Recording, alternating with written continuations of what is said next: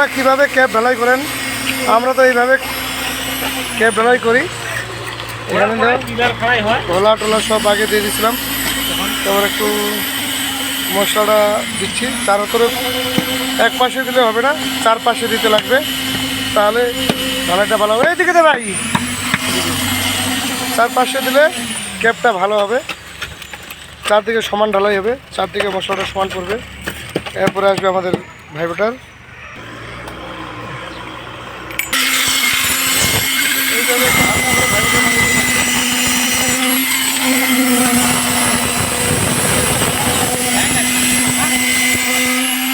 হালকা করে এইভাবে ভাইবোটার মানে দিতে লাগবে আমাদের, চারদিকে ক্যাপটা ভালো হবে।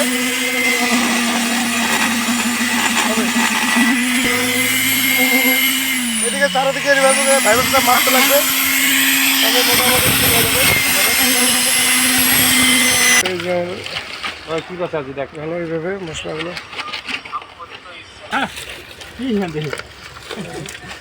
একটা গিলা মালটা করে ফেলছে। এইভাবে চারদিকে আমাদের ক্যাপে মশলা দিতে লাগে, কড়াইতে। কড়াই হলে ভালো হইতো। মশলাটা কি বানাচ্ছি এটা? মশলাটা তো ঠিক আছে দিবে মশলা বেকার ভিডিও বানা। আমরা ক্যাপ ঢালতেছি দেখে, তার পাশে মশলা দিচ্ছি। ভাইবোটার মারবে এখন।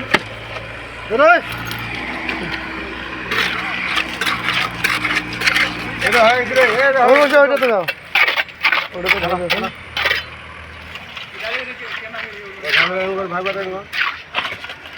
ভাইবোটার ভাই, ভাইবোটার ওই ঢাকাইয়া ভাইবোটার।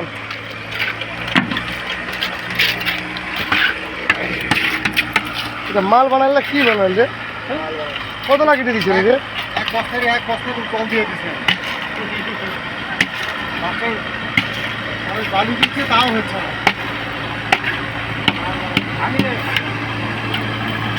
এই ক্যাপটা দুটো নরম হয়ে গেল পুরো।